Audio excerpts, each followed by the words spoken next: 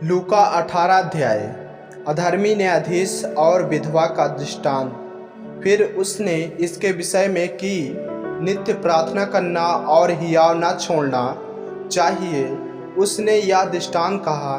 किसी नगर में एक न्यायी रहता था जो न परमेश्वर से डरता था और न किसी मनुष्य की परवाह करता था। उसी नगर में एक विधवा भी रहती थी जो उसके पास आकर कहा करती थी, मेरा न्याय चुकाकर मुझे मुद्दई से बचा। कुछ समय तक तो वह न माना, परंतु अंत में मन में विचार कर कहा, यद्यपि मैं न परमेश्वर से डरता और न किसी मनुष्य की परवाह करता हूँ, तो भी यह विधवा मुझे सताती रहती है, इसलिए मैं उसका न्याय चुकाऊंगा। कहीं ऐसा न हो कि घड़ी घड़ी आकर अंत को मेरी नाक में दम करे।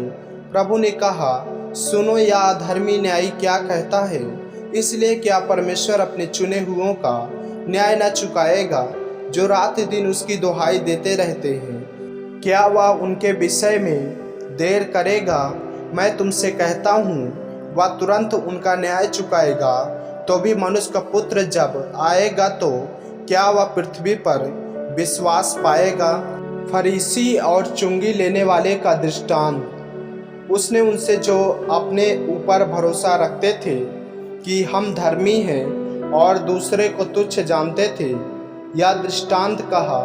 दो मनुष्य मंदिर में प्रार्थना करने के लिए गए। एक फरीसी था और दूसरा चुंगी लेने वाला। फरीसी ने खड़ा होकर अपने मन में यूं प्रार्थना करने लगा, हे परमेश्वर, मैं तेरा धन्यवाद करता हूँ कि मैं दूसरे मनुष्यों के समान अंधेर करने वाला, अन्यायी और व्यभिचारी नहीं, और न इस चुंगी लेने वाले के समान हूँ। मैं सप्ताह में 2 बार उपवास रखता हूँ। मैं अपनी सब कमाई का 10वां अंश भी देता हूँ।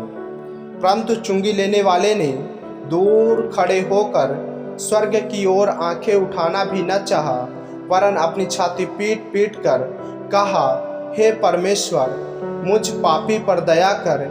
मैं तुमसे कहता हूँ कि वह दूसरा नहीं, परंतु यही मनुष्य धर्मी ठहराया जाकर अपने घर गया। क्योंकि जो कोई अपने आप को बड़ा बनाएगा वह छोटा किया जाएगा, और जो अपने आप को छोटा बनाएगा वह बड़ा किया जाएगा। बालकों को आशीर्वाद।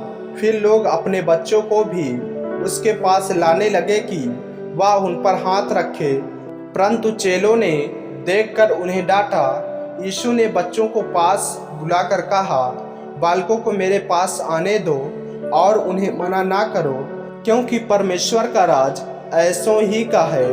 मैं तुमसे सच कहता हूँ कि जो कोई परमेश्वर के राज को बालक के समान ग्रहण ना करेगा, वह उसमें कभी प्रवेश न करने पाएगा। धनी व्यक्ति और अनंत जीवन। किसी सरदार ने उससे पूछा, हे उत्तम गुरु, अनंत जीवन का वारिस होने के लिए मैं क्या करूं? यीशु ने उससे कहा, तू मुझे उत्तम क्यों कहता है? कोई उत्तम नहीं, केवल एक, अर्थात परमेश्वर। तू आज्ञाओं को तो जानता है, व्यभिचार न करना, हत्या न करना और चोरी न करना, झूठी गवाही न देना, अपने पिता और अपनी माता का आदर करना। उसने कहा, मैं तो इन सबको लड़कपन ही से मानता आया हूँ। या सुन, यीशु ने उससे कहा, तुझ में अब भी एक बात की घटी है। अपना सब कुछ बेचकर कंगालों को बांट दे और तुझे स्वर्ग में धन मिलेगा, और आकर मेरे पीछे हो ले। वह यह सुनकर बहुत उदास हुआ, क्योंकि वह बड़ा धनी था। यीशु ने उसे देखकर कहा, धनवानों का परमेश्वर के राज में प्रवेश करना कितना कठिन है।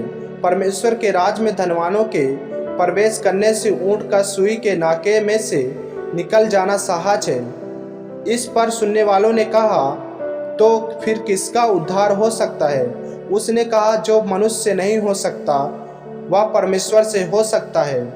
पतरस ने कहा, देख, हम तो घर बार छोड़कर तेरे पीछे हो लिए हैं। उसने उनसे कहा, मैं तुमसे सच कहता हूँ कि ऐसा कोई नहीं जिसने परमेश्वर के राज के लिए घर या पत्नी या भाइयों या माता पिता या बाल बच्चों को छोड़ दिया हो और इस समय कई गुना अधिक न पाए और आने वाले युग में अनंत जीवन।